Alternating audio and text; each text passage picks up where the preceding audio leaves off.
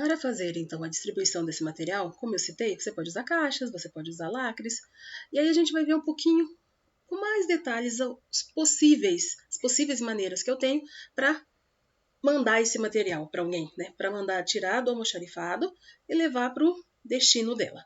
Então, as caixas abertas é uma possibilidade, né? Como eu falei, é interno, eu posso usar caixas menores, caixas abertas, não há necessidade propriamente de caixa fechada com lacre, porque é interno, não precisa. Pallets retornáveis, que é até interessante você usar para as empresas, porque cria até uma noção de fidelidade, né? O cliente comprou, aí foi o pallet, aí depois ele manda de volta, né? Vai um, volta outro. Tem essa questão também, você pode usar os pallets retornáveis. Você também pode usar engradados. Tem que usar equipamentos de proteção, porque se você está ali, ó, trabalhando com a empilhadeira, tá vendo a nossa imagem aqui, ó, levando os pallets para cá ou para lá, olha a altura que está aqui, ó, se isso aqui cai, você não tá com equipamento de proteção, alguma coisa se solta, você pode se machucar. É claro que em um acidente, se uma pilha dessa tomba em cima de alguém, não vai ser um capacete que vai salvar a vida da pessoa, dependendo do caso, mas ela vai evitar outros tipos de lesão. Né? Então, quando está o maquinário funcionando aqui, ó, sempre se fala, não ande aqui, não fique transitando, use os equipamentos de segurança, use os carrinhos de carga, se for o caso, use as paleteiras manual ou a elétrica, né, que tem as duas. Né? Tem a altura que é respeitado, ó, número de pallets que é colocado, 4, 5, dependendo do que for, não mais que, você tem que respeitar isso. Por quê? Porque é feito todo um processo para saber o que aguenta e o que não aguenta. Então a caixa, por exemplo, a caixa de papelão, você vai colocar ali, usar essa embalagem. Dependendo do que você coloca dentro, ela se torna mais frágil ou mais firme, depende muito disso. Se eu uso, vamos pensar aí, dentro da caixa de papelão eu coloquei embalagens de amaciante, são embalagens de plástico. Então, quando eu coloquei dentro da caixa, como é plástico, é um pouco mais forte, ela tem uma segurança maior.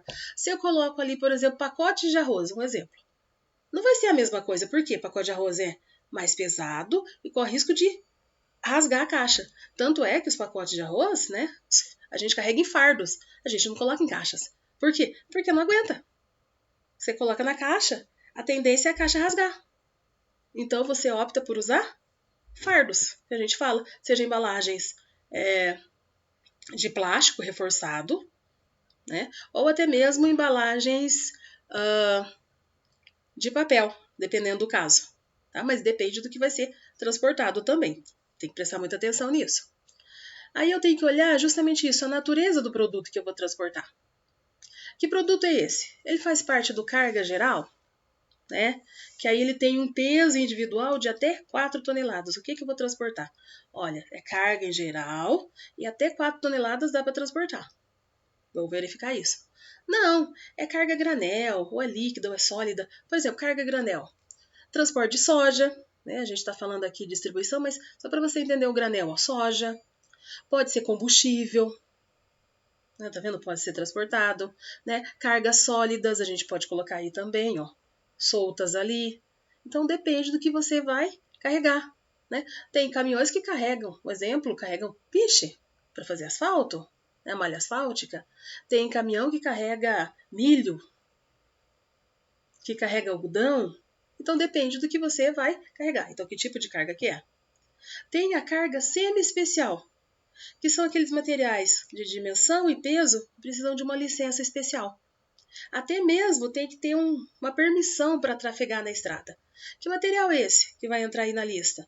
Gente, materiais corrosivos, materiais inflamáveis, né? Até mesmo materiais biológicos, radioativos, né? Relacionado aos hospitais, relacionados às indústrias químicas. Então, esse material aí tem uma documentação especial. Você não pode transportar ele assim como para lá e para cá, tranquilo, de boa. Não é bem assim, não. Até mesmo quando você vai fazer a distribuição, você vai tirar ele ali do almoxarifado, vai montar todo o pedido, seguindo todas as normas, porque ele é muito mais restritivo com relação às normas de segurança, e na nota vai estar escrito isso também, que tem restrições. Você não pode mandar ele de qualquer jeito. Temos a carga especial, né? Que é aquilo que exige um estudo de rota. Por exemplo, vamos carregar um poste. Ó, o poste precisa de uma logística para carregar. Ah, mas o poste é pequeno, comum. Então, beleza, esse é simples, colocar no caminhão e vai. Mas vamos pensar, vamos carregar uma antena de transmissão. E a antena de transmissão, né, tem aquela base imensa. Apesar de ir em partes, né, para ser montada, ela é imensa. Então eu preciso o quê? De um espaço, porque ela é alta, então precisa no caminho fazer toda uma logística para quando for passando, não atingir a fiação. Então no caminho vai ter que ir alguém na frente, escoltando e levantando a fiação para não bater. É assim que acontece quando você transporta peças de avião, né, já montadas, peças para navio, né, cargas específicas que precisam. E aí tem que ter uma logística, porque tem pontes, tem viadutos e tem toda a fiação elétrica. Além disso, né, a gente tem também a questão das árvores que aparecem aí. Dependendo do trajeto que você vai fazer, você vai encontrar árvores. Né? Quando eu estou na estrada, né, na rodovia, é um pouco diferente, porque ali as árvores são um pouco mais afastadas, a fiação também é. Mas você vai para uma cidade. E aí, para entrar na cidade, para chegar lá, tem todo um procedimento. E aí isso é planejado, tem que ser avisado, né? Porque essa carga normalmente ela é escoltada nesse momento ali para passar nessas regiões. E aí tem as cargas perigosas, que entram aí 3.000 itens, né? Esses itens ainda estão codificados em 9 classes, de acordo com uma norma internacional. Não vamos entrar muito no mérito disso, mas você sabe que tem 9 classes, cada um deles, e aí tem a maneira de se carregar cada um deles. Como que eu devo fazer o transporte de cada um desses itens, de acordo com a classe a que pertencem. Se é corrosivo, se é explosivo, se é radioativo, tem toda uma norma que precisa ser seguido. Eu não posso fugir disso. Tá? Então, o almoxarifado, ele vai fazer a parte dele, que é a distribuição. Vai organizar esse produto e vai mandar ali para o transporte. Mas nessa organização também já entra tudo isso. Eu já tenho que pensar em como vai ser armazenado isso, como que vai ser guardado, onde vai ser colocado. Então, uma carga corrosiva, por exemplo, ele não vai colocar numa caixa. Não faz o menor sentido, porque corrosivo. Ele deve ter o quê? Uma embalagem especial para carregar isso aí. Né? Você percebeu? Tem todo um contexto que precisa ser levado em consideração. Vamos agora falar da classificação da distribuição. Quando se fala em classificação da distribuição, a gente tem duas. Falei um pouquinho antes sobre isso, mas vamos enfatizar isso com mais detalhes. Tem a distribuição interna, que se refere às matérias-primas, ou seja, componentes ou sobressalentes para manutenção, tudo que vai ser referente ao que acontece dentro da empresa. Então, vai ser distribuição interna. Material de escritório, material de limpeza, matéria-prima para produção, isso tudo vai ser distribuição interna. E tem a distribuição externa, que é esse caso que eu citei agora há pouco, que é quando você tem a entrega dos produtos da empresa aos clientes. Então vai envolver o fluxo dos produtos, o serviço, o consumidor final, o motivo pela qual se usa, né, por exemplo, a denominação de distribuição física, né, porque tem que ser feita a separação detalhada, tem que seguir todos os protocolos, porque é uma distribuição externa. Interna também tem todas as regras, mas externa mais ainda, porque vai sair ali, não tem como você ter controle do que acontece dali para frente. Mas ali dentro você tem que conferir uma vez, duas, três, quantas vezes for necessário para enviar o produto do jeito que o cliente pediu. Então, é importantíssimo que se faça esse acompanhamento. Tá? Quais são os equipamentos que a gente usa para manusear esses materiais? A gente falou um pouquinho sobre eles já, né? Adiantando, mas vamos ver com mais detalhes. Então, a gente pode fazer o manuseio manual, como eu citei para vocês, caixas pequenas, eu posso carregar uma a uma e colocar lá no caminhão. Eu não preciso de maquinário para isso. Então, manuseio manual. Simples assim. Posso ter o manuseio por meio de carrinhos manuais. Então, eu coloco lá aquele carrinho pequenininho e carrego de um lado para o outro as caixas, os equipamentos, tudo que eu preciso ali transportar. E tenho o manuseio com as empilhadeiras, né? Quando a gente, como na imagem que eu mostrei anteriormente, materiais maiores, pesados, uma grande quantidade, eu opto por usar empilhadeiras, que é muito mais fácil. Essa empilhadeira pode ser elétrica, ela pode ser a gás, ela pode ser a gasolina, a diesel, não importa.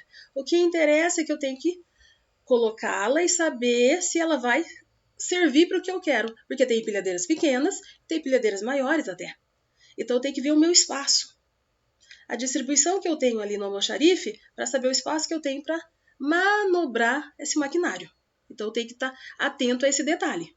Senão não adianta nada. Eu vou usar a empilhadeira, mas a empilhadeira não passa.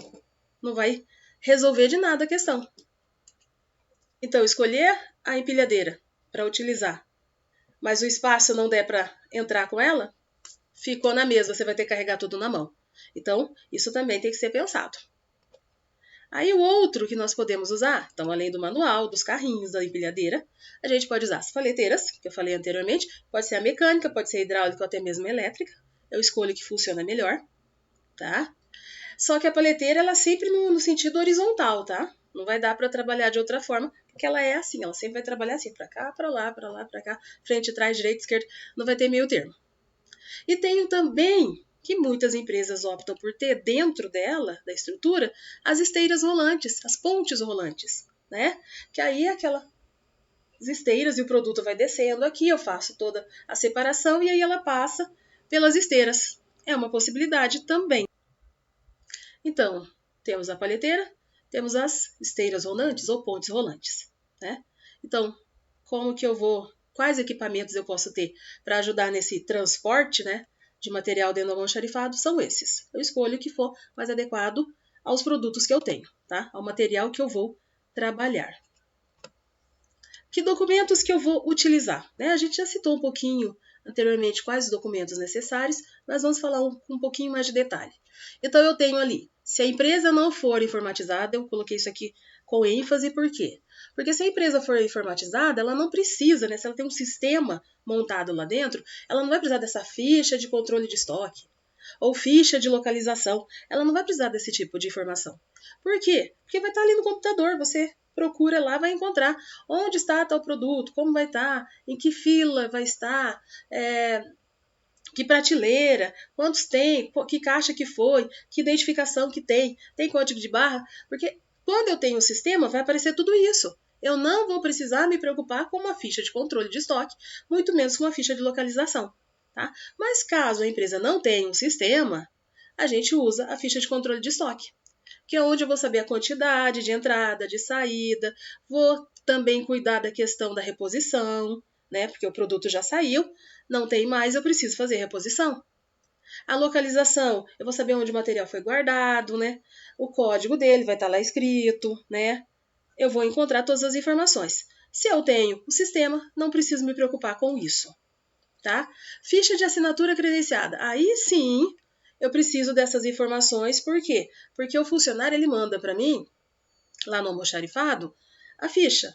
E essa ficha ela pode ter uma assinatura virtual hoje. Não precisa ele ir lá e assinar de próprio punho, né, um a um. Pode ser uma assinatura virtual, né, digital.